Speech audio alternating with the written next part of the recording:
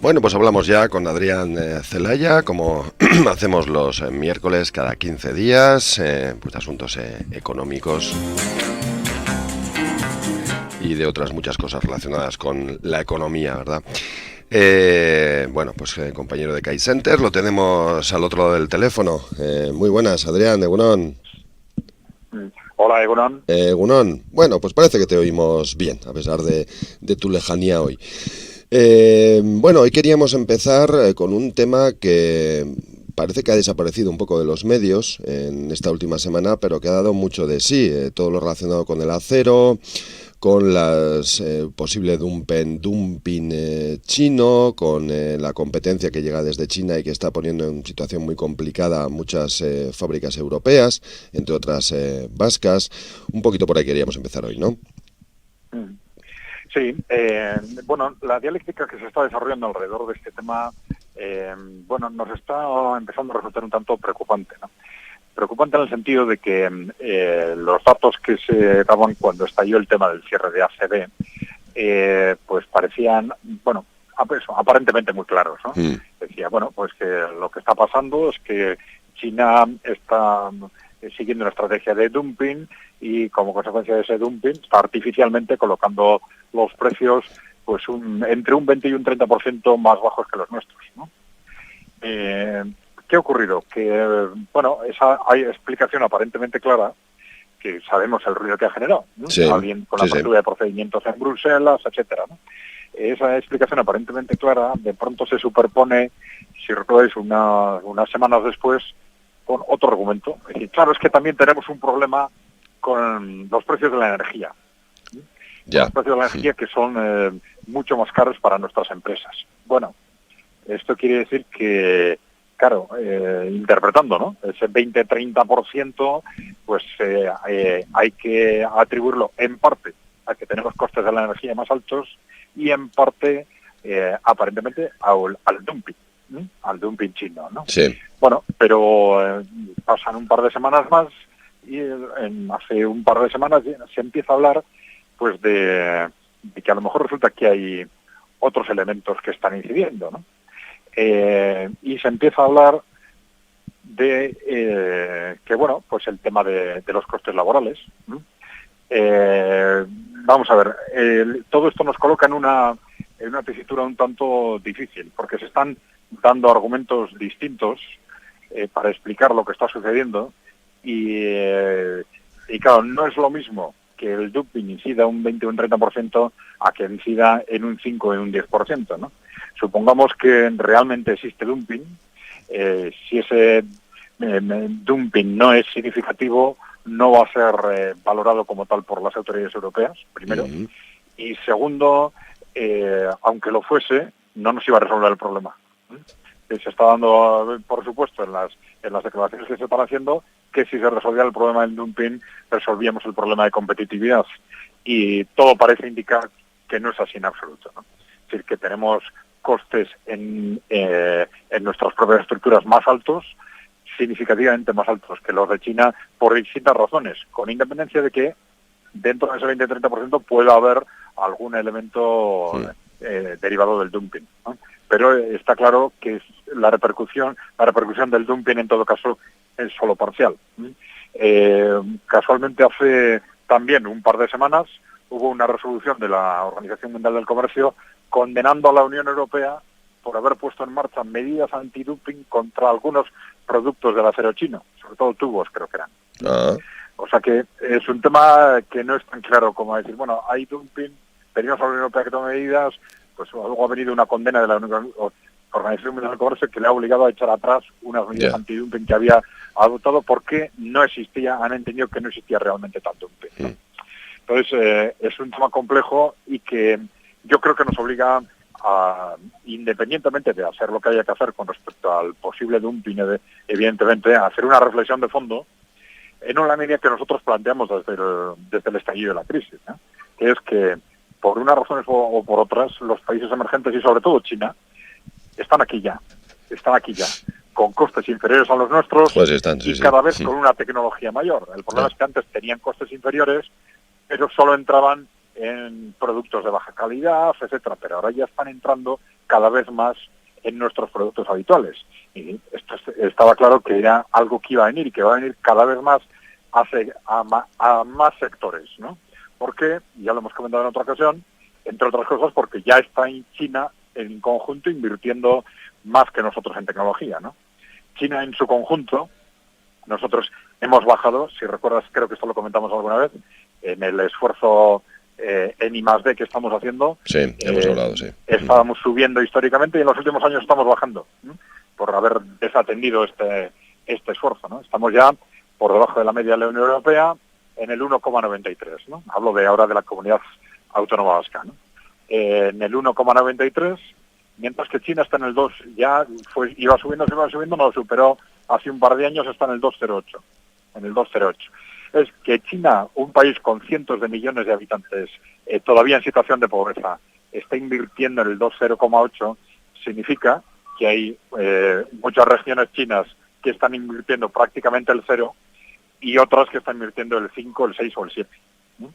Porque recordemos que China está en conjunto por encima ya de la media de la Unión Europea. Entonces, esto significa que nos están pisando los talones y que nosotros vivimos muy cómodos en una situación partimos de una situación comparativa con otros ámbitos, el Estado fundamentalmente, en el que el nivel de industrialización es más bajo, etcétera, pero es que nosotros nos lo estamos jugando todo en eso, ¿no? No tenemos una economía de servicios, de turismo, agrícola, que nos pueda ayudar a competir en otra dimensión. Nosotros vamos a competir directamente en productos industriales. Y la pasividad que estamos demostrando últimamente en este ámbito es realmente preocupante. Y va a ser alarmante. Esta alarma va a crecer en el tiempo, en los próximos años. Vamos a ver cómo esa competencia china va a venir a cada vez más productos, ¿no? Porque la única forma de hacer frente a esto es la tecnología.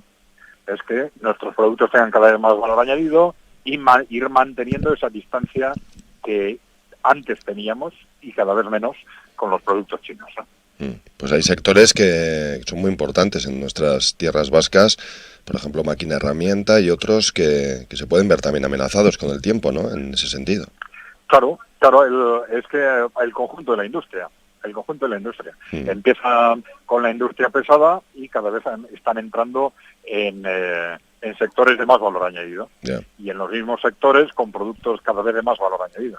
Eso va a ser una carrera contra el tiempo y además muy rápida, muy rápida. Pues no son conclusiones que hayan sacado precisamente nuestros representantes políticos en estas últimas fechas, ¿no?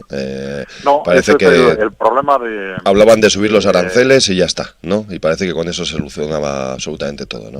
Sí, porque es lo que en los primeros días saltó mediáticamente.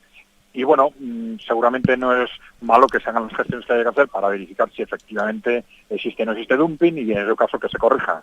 Pero que eso no nos despiste del gran problema estratégico que tenemos para ese sector y a medio plazo para el conjunto de la industria. Sí. A medio o largo plazo pues pintan bastos, como no espabilemos. Bueno, otro tema de muchísima actualidad en esta semana en la que por fin pues parece se han puesto a negociar en nuevo gobierno pues formaciones como Podemos, Compromís, etcétera, con el PSOE.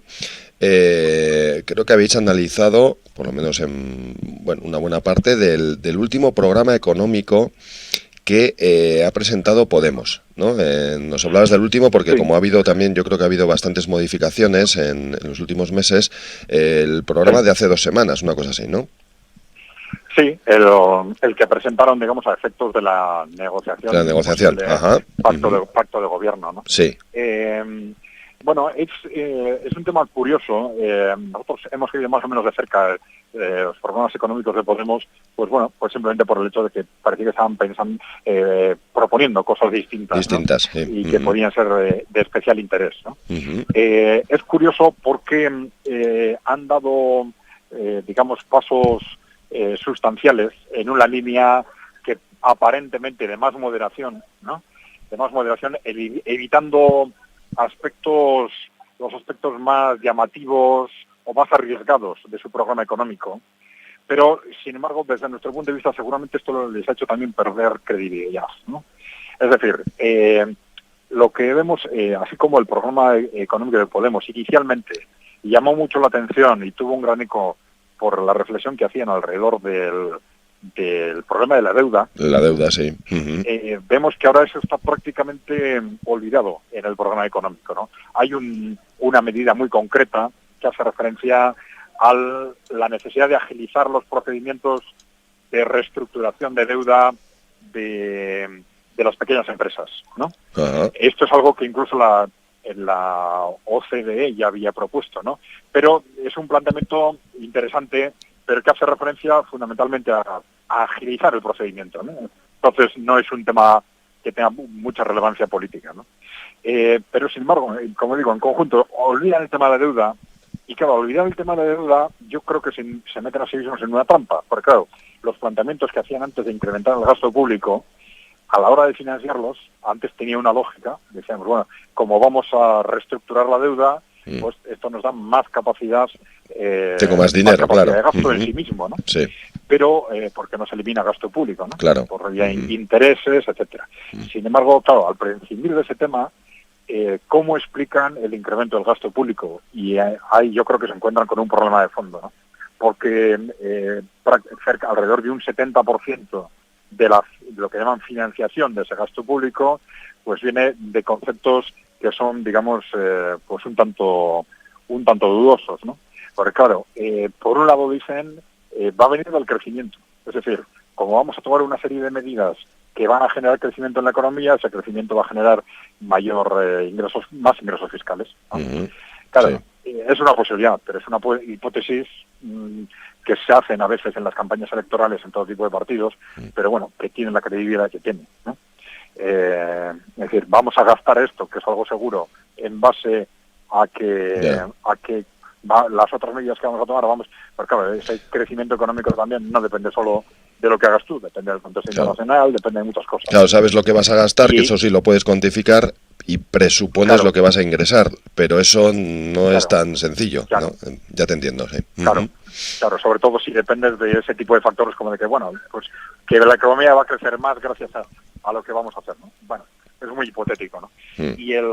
Y luego el resto del déficit, bueno, pues dicen cómo se financia, no, más que financiar eso es cómo se justifica, ¿no? Lo que dicen es que vamos a negociar con la Unión Europea que nos permitamos déficit, ¿no?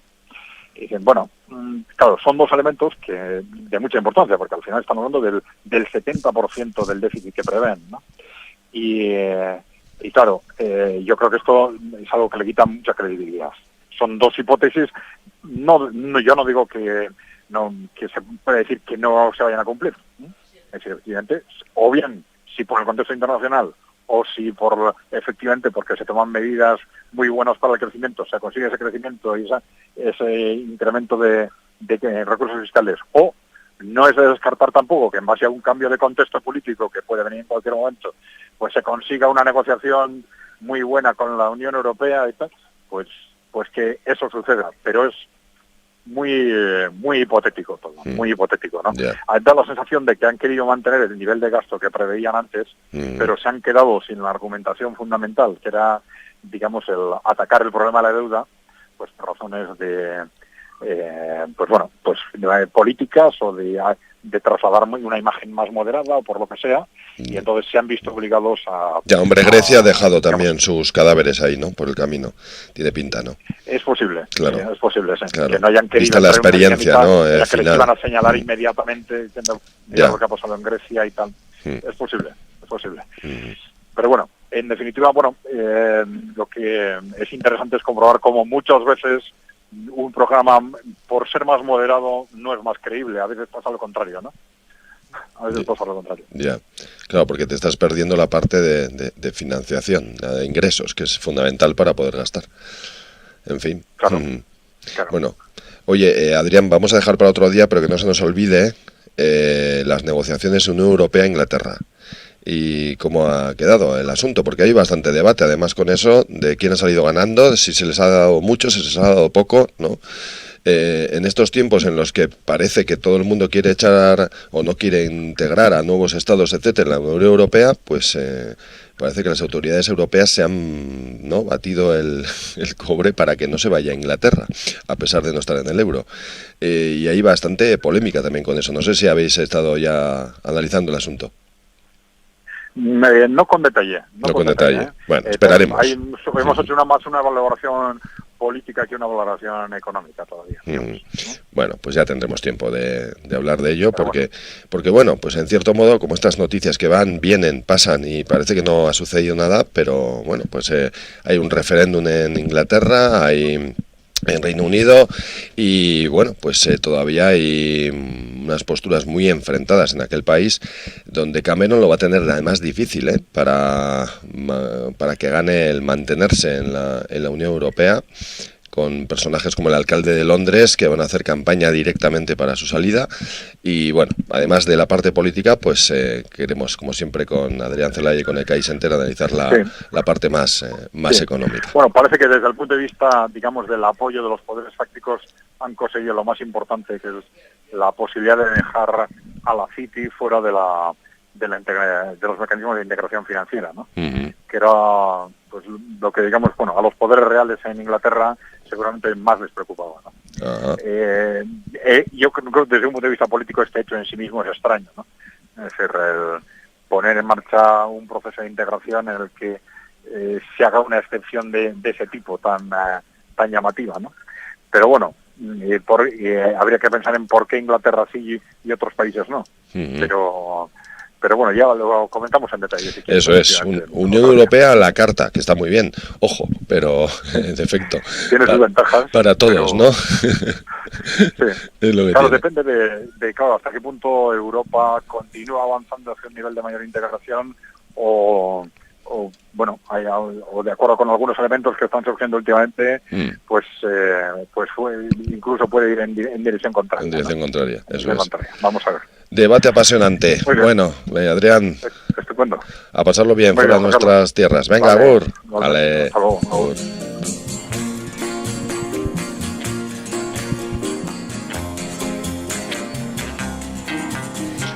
Bueno, pues desde Holanda hablábamos hoy con Adrián Celaya.